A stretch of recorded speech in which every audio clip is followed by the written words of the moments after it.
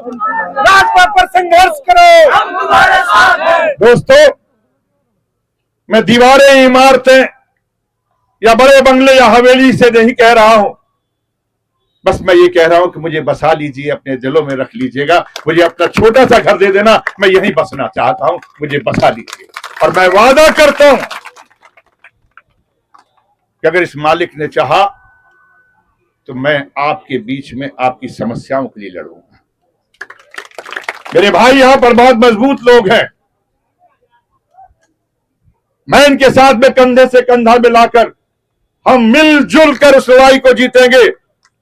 वो सोचते होंगे कि यहां पर रेल की पटरियां नहीं दी, वो सोचते होंगे कि यहां पर मेट्रो नहीं दिया। एक बार हम सबको इकट्ठा हो जाने दो तो फिर माशाअल्लाह कुछ करके ही दिखाएंगे। आने दो और अच्छा करेंगे। करने की कुव्वत भी है और करने का इरादा भी है। हम कमजोर लोगों में से नहीं हैं। जो लोग नेक होते हैं वो कमजोर नहीं होते, तो शायद कम बोलते हैं, जो जब बोलते हैं तो हिला देते हैं। आओ, मैं आपको जज्बाती करके ज्यादा वोट नहीं कहना चाहता। कुछ लोग चाहते हैं कि मैं आपको जज्बाती करूं, लेकिन नहीं, मैं फिर कहूंगा जज्बाती नहीं। शऊर से काम लेना, मोहब्बत से काम लेना, मगर अपनी उंगली को मजबूत करके रखना और अपना जहां बटन दबाना है बस वही दबाना, वही दबाना और वही दबाना।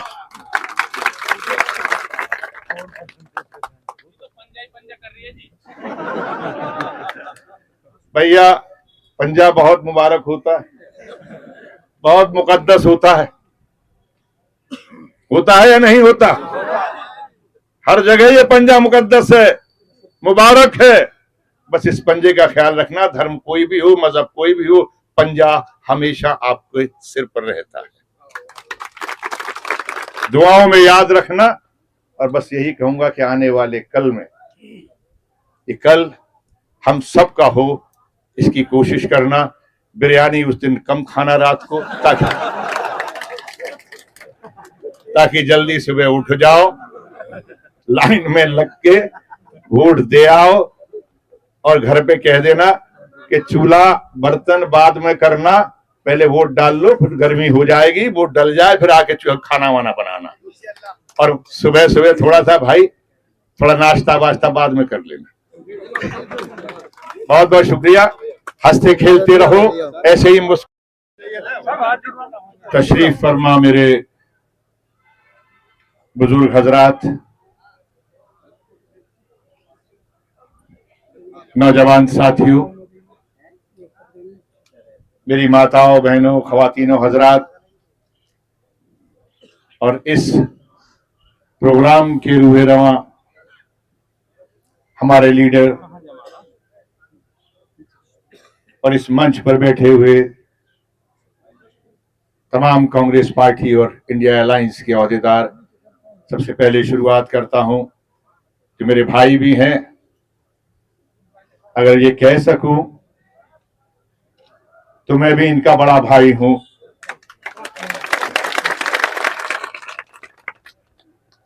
मैं आफ्ताब अहमद साहब की बात कर रहा हूं। ये शख्स सिर्फ लीडर नहीं है, मैंने इनके वालिद साहब के साथ में, मोहतरम बुजुर्ग खुर्शीद अहमद साहब के साथ भी काम किया। ये मेरी खुशनसीबी है कि मैं उनके शाने बशाने चला हूं, उनके कंधे से कंधा मिलाकर चला हूं। हमारे यहां इस मंच पर तशरीफ फरमा हाजी सईदा साहब, हमारे नेता, नौजवान साथी, जिनके चेहरे को देख के ही ऐसी रौनक नजर आती है कि काश बस मौका लग जाए तो सरकार जो है वहां से पकड़कर खींच लाए। ललित नागर, मेरे बहुत सारे बुजुर्ग हजरात यहाँ पर बैठे हैं, सारी सरदारी बैठी है, सरपंच हैं, प्रधान हैं। मैं आपके बीच में इल्तिजा करने के लिए आया। मैं ये जुर्रत नहीं कर सकता कि मैं जीत तो जाऊंगा, आप दे देंगे तो अच्छा है, नहीं तो मैं चुनाव तो जीत ही जाऊंगा। मेरा ये मानना है, ये गुरूर, ये घमंड जमीन पर रहने वाले किसी बाशिंदे को शोभा नहीं देता। इज्जत और जिल्लत देना तो उस परवरदिगार का काम है। कब वो छीन ले, कब वो दे दे। लेकिन लोग जो अपने आप को ये समझते हैं कि हम बदल सकते हैं, तो वो जानते नहीं है ये सांझी विरासत की ये वो जमीन है जो आज से नहीं, जो 500 साल पहले से ये साबित कर चुकी है कि हिंदुस्तान की जमीन को, हिंदुस्तान में बसने वाले लोगों को वो सीने से लगाते हैं। ये शहीद हसन मेवाती की जमीन है। ये आप उनका विरासत है, उनके विरसा हैं आप। मैं आज के बीच में आया हूं। कोई नहीं कह सकता कि ये मुसलमानों की जमीन है या हिंदुओं की जमीन है। ये जमीन, यहां पे रहने वाले पंडित जी हिंदू भी, वो भी मेवाती कहलाएंगे और मुसलमान भी मेवाती कहलाएंगे। यहां कोई ये नहीं कहता कि मैं कौन हूं। मेवात में रहने वाला कहता है कि मैं मेवाती हूं। और ये वो कौम है, ये वो जज्बा है कि आज जिस पर पार्लियामेंट की जमीन, पार्लियामेंट की बिल्डिंग बनी है, वो रायसीना, जिसको रोड बोलते हैं, जिसको रायसीना पहाड़ बोलते हैं, उस पे कब्जा मेवातियों का था। उन्होंने जबरदस्त जंग किया, लड़ाई लड़े, और उसके बावजूद जब सुलहनामे के बाद उन्होंने ले लिया अंग्रेजों ने, तो इसी सोना में आके बसे। और शायद इसीलिए उसका नाम सोना रखा है कि ये सोने लोग वहां आकर बसे। मैं उन मेवाती हजरात से, मैं हिंदुओं से नहीं, मुसलमानों से नहीं, बल्कि मैं इंसानों से मैं मांगने आया हूं भाई। उनका काम है जो अहले सियासत जाने, मेरा पैगाम मोहब्बत है। जहां तक पहुंचे मैं आपके बीच में रहूंगा।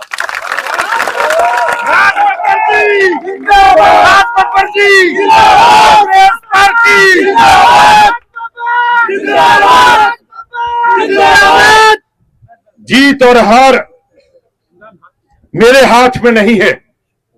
मैं मेहनत कर सकता हूं, मैं नेकी से साथ चलने का इरादा लेकर आपके बीच में आपको यकीन दिला सकता हूं, लेकिन जीत और हार का फैसला आपकी इस नेक उंगली के हाथ में है। ये जब उठती है तो कोई भी धर्म के लोग रहने वाले क्यों ना हो, पंडित जी भी अगर कहेंगे तो ईश्वर का नाम लेंगे तो यही उंगली उठाएंगे। ईसाई भी जो अपने धर्म को याद करेगा तो इसी उंगली से यहां से ऐसे करके ऐसे करेगा। और जैन धर्म के लोग भी कहेंगे तो इसी उंगली को, एक ओंकारा को उठाएंगे। सिख भी उठाएगा तो कहेगा एक ओंकार सतनाम श्री वाहिगुरु। और जब आप लोग जब गवाही के लिए उंगली उठाएंगे तो यही उठाएंगे। यही उंगली है जो इंसान को जब बड़ा होता है तो माँ बाप अपने बच्चे को जब घुटने पर चल रहा होता है तो इसी उंगली को पकड़कर चलना सिखाता है। दोस्तों, आज इस मुल्क को दोबारा से चलना सिखा दो। आज आपकी इस नेक उंगली की जरूरत है। ये हाथ आपका साथ लेना चाहता है। मुझे आपकी मोहब्बत चाहिए। मुझे यहां पर नेकियां करने के लिए आपके ताउन की, आपकी शफकत और आपके प्यार की जरूरत है। ये उंगली के इशारे से एक बार ये दिखा दीजिए। जीत हार गुरूर करने वालों के पास नहीं है, जीत हार तो जनता के पास में है, आवाम के पास में। और मैं आपके सामने दरखास्त करने आया, मुझे और मेरे मुल्क को आपकी जरूरत है। जिस मुल्क को यहां पर गासेड़ा गांव से आते हुए जब मैं आ रहा था तो गांधी जी की मूर्ति थी। वो आपके बीच में आए, आपके लिए गुजारिश की और आपने इसको बसाया। मेवात को बदने नहीं दिया और आप यहां पर बसे। जब गांधी के कहने पर आप बसे हैं तो मुझे भी यहां बसा लो, बस मैं यही आपसे दरख्वास्त